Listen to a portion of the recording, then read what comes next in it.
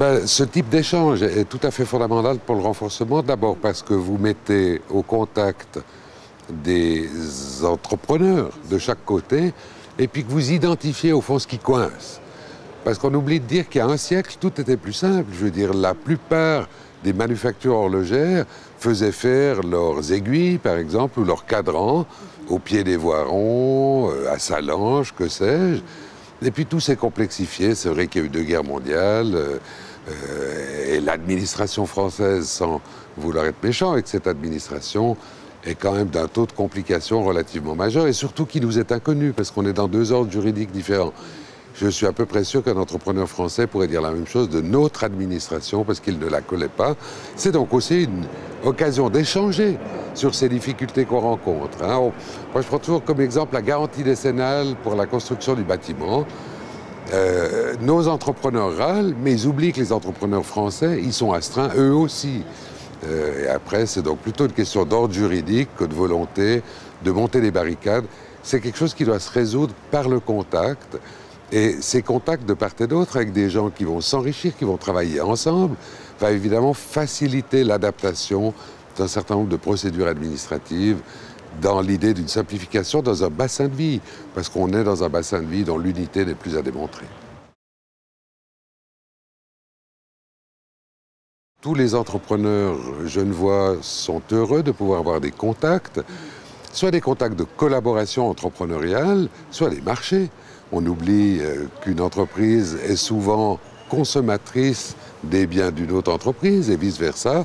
Et donc, il y a des opportunités extraordinaires dans 2 régions qui, finalement, ont eu une industrie à très haute valeur ajoutée, des emplois à très haute valeur ajoutée, des gens dont le niveau de qualification est relativement élevé par rapport à ce qu'on connaît en moyenne européenne, et donc un pouvoir d'attraction mutuelle qui est assez grand. Alors ça m'inspire beaucoup de bonheur, parce que si on avait fait ça il y a 10 ans, ça aurait été 0%, parce que les choses ne se faisaient pas du tout. Et puis ce sentiment, au fond, de développer une région qui nous appartient à tous et qui est un bien commun, fait que les échanges se font, que les uns comme les autres espèrent conquérir des marchés de l'autre côté de la frontière pour beaucoup de nos entrepreneurs. Et ça, c'est quelque chose d'extrêmement heureux. Je me réjouis de pouvoir redire devant cette caméra, dans une année ou 2, que c'est 50%.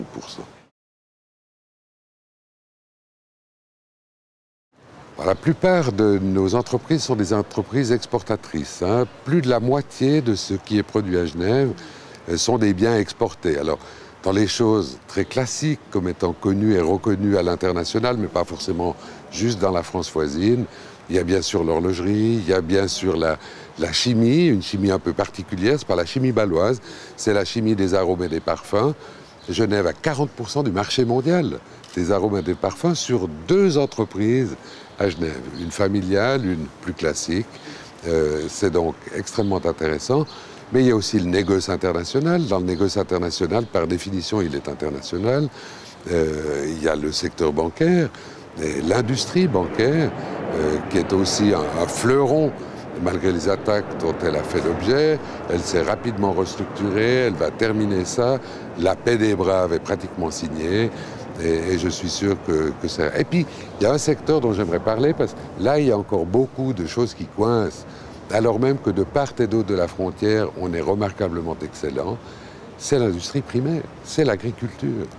On a une agriculture de niche qui, si elle est concertée, va nous permettre de garder un potentiel agricole majeur dont on sait que c'est un élément clé d'une région accueillante, d'une région dans laquelle il fait bon vivre, d'une région qui n'est pas Los Angeles, qui dégouline ses banlieues les unes après les autres, mais qui peut réellement être cette agglomération dense, multipolaire et verte, qui sont réellement notre ambition pour cette région.